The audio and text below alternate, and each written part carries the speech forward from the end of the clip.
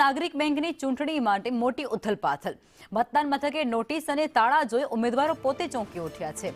ચૂંટણી મોકૂફ રાખવાની નોટિસથી મોટી ઉથલપાથલ સર્જાય છે. ચૂંટણી અધિકારી દ્વારા નોટિસ લખાવતાની સાથે જ ભારે રોષ વ્યાપી ગયો છે. નાગરિક બેંકમાં 12 ડિરેક્ટર માટે ચૂંટણી યોજાવાની હતી. પરિવર્તન પેનલના ઉમેદવારોએ બળાપો કર્યો છે. મોડી રાત્રે નવા બેલેટ પેપર પણ છાપવામાં આવ્યા હોવાની માહિતી છે. ઉમેદવાર અજય બારોટે મોટો આક્ષેપ લગાવ્યો છે. તેઓનું કહેવું છે કે ચૂંટણી અધિકારીને ગોંધી રાખવામાં આવ્યો છે.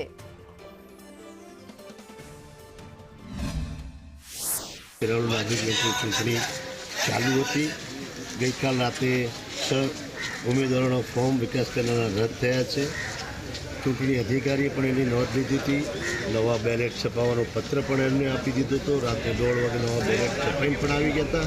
પરંતુ કોઈ કારણ વગર અત્યારે ચૂંટણી બંધ રાખી કોઈ સહી સિક્કા વગરનો એમને એક લેટર ચોંટાડેલો છે. કોઈ ઇનવર્ડ આઉટવર્ડ નથી. પેલા લેટર પર પણ શંકા છે અને ચૂંટણી બંધ રાખેલ છે એવું એમને જાહેર કર્યું. પત્ર ઉપર એમને નવા બેલેટ પેપર છપાવવા માટે હુકમ કર્યો. રાત્રે મોડા પોલીસ પ્રોટેક્શનમાં નવા બેલેટ પેપર પણ આવી ગયા.